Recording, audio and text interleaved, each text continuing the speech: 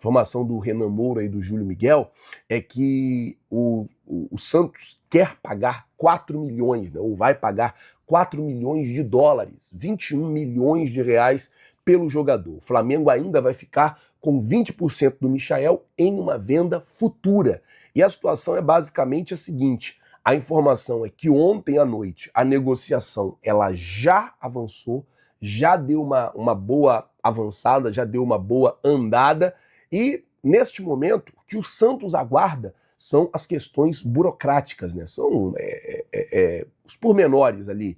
O Flamengo liberar o jogador, questão de documentação, aquela coisa toda. O Flamengo estava tendo o intuito de emprestar o Michael, já pode estar conseguindo fazer uma venda aí na casa dos 20 milhões de reais. O jogador não estava no plano da diretoria, também não estava no plano do técnico Felipe Luiz, e a tendência é que esse negócio feche a qualquer momento durante o dia deste sábado. A tendência é que a qualquer momento se sacramente, né, essa negociação, e o jogador deixa aí o Flamengo sendo aí o terceiro jogador vendido nessa janela. Saiu o Juninho, saiu o Alacian e agora saindo o Michael por força de venda. Outros jogadores saíram, como Cleiton, Pablo, Matheus Cunha, por força de contrato. O Flamengo vai começando a aliviar a sua folha de pagamento com essas 4 vendas aí. É mais de 2 milhões de reais de salário que vai aliviando na folha de pagamento do Flamengo. O Flamengo vai trocando, né, a equipe. Já chegou o Vitão, já chegou o goleiro André, e deve chegar mais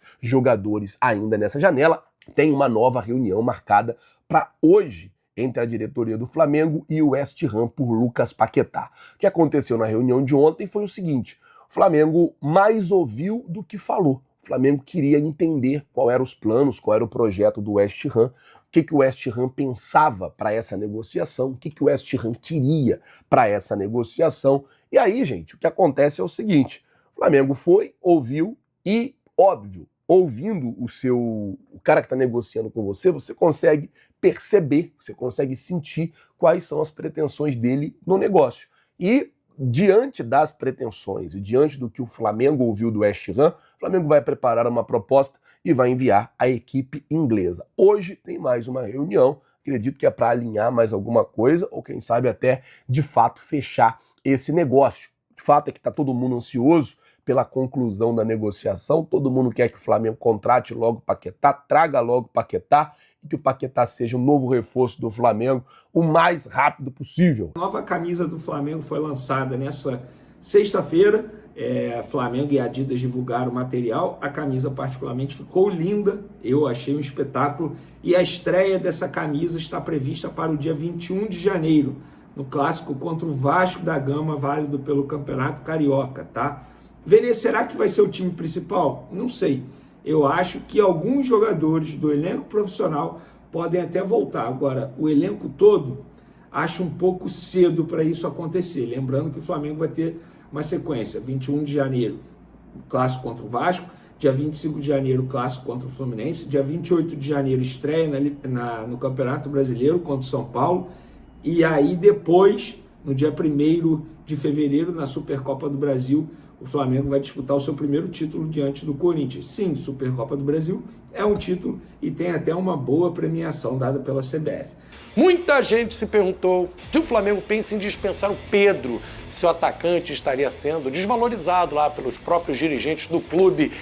Tem isso? Essa procura por um centroavante significa que o Pedro perdeu prestígio? A gente falou aí do Caio Jorge, aí tem o Marcos Leonardo, outra possibilidade. Você disse aí um nome em sigilo que o Flamengo busca, centroavante no exterior. Como será que o Pedro está acompanhando isso tudo também? Olha, parabéns à produção, Igor, de verdade, porque isso é uma pergunta que está todo mundo se fazendo entre os torcedores do rubro-negro e também pessoas que não torcem para o Flamengo, como se assim o Pedro tivesse sido desvalorizado por conta desse movimento do Flamengo, como se fosse falta de respeito com o Pedro. A pergunta que eu faço é: por que nas outras posições o Flamengo pode ter 2 jogadores de altíssimo nível brigando por posição e na posição do Pedro não pode? Porque senão é falta de respeito com o Pedro. Não é bem assim. O Flamengo quer ter 22 jogadores considerados titulares. O próprio BAP disse isso.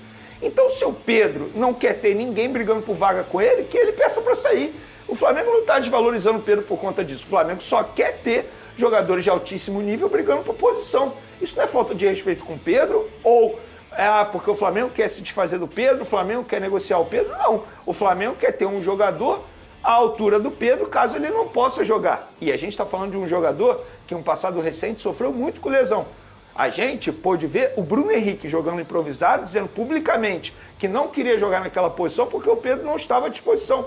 Então eu não vejo nenhum absurdo a diretoria tentar a contratação, fazer esse movimento de contratar um outro centroavante, mesmo tendo o Pedro ali. O Flamengo não quer se desfazer do Pedro. O Flamengo apenas quer ter 2 bons jogadores nessa posição. Se o Pedro não se garante em brigar pela titularidade ou não ser titular, ele que peça para sair, mas o Flamengo não vai fazer esse movimento. E aí no Flamengo o sarrafo é alto, né, Ribas? Ele já tem o Pedro, que é um outro cara desse nível, um cara até que pode pensar em seleção brasileira, em disputar uma Copa do Mundo, porque fala em Caio Jorge, fala em Marcos Leonardo, atacante do exterior em sigilo, deve ser um grande jogador também. Não se contenta só com um cara de seleção, que é 2. Você tá no grupo também tem que saber administrar, né? Porque como barrar um cara como um Pedro é meio complicado. Ou um Caio Jorge chegar, e aí? Quem joga? Quem fica no banco? Tem que aí o Felipe Luiz tem que mostrar essa habilidade, assim como em outras posições também. Assim, o que o Vene falou faz sentido, muito sentido, em relação ao Pedro, questão de não ter vaga cativa no time. De acordo com o jornalista Antônio Carlos, o Flamengo se movimenta de forma estratégica nos bastidores e avalia com muita atenção a possibilidade de tentar a contratação de Karim Benzema. O clube entende que o cenário atual representa uma oportunidade rara de mercado, já que o atacante francês tem apenas 5 meses restantes de contrato e não demonstra interesse em renovação, o que facilita uma eventual saída. Dentro do Flamengo, a análise é de que a chegada de um jogador desse calibre teria um impacto imediato e profundo, tanto no aspecto esportivo quanto no midiático.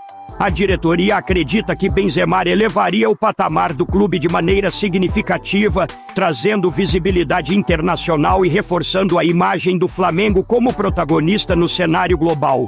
Mesmo com a idade mais avançada, o francês segue apresentando alto rendimento, com bom condicionamento físico e capacidade comprovada de decidir partidas importantes.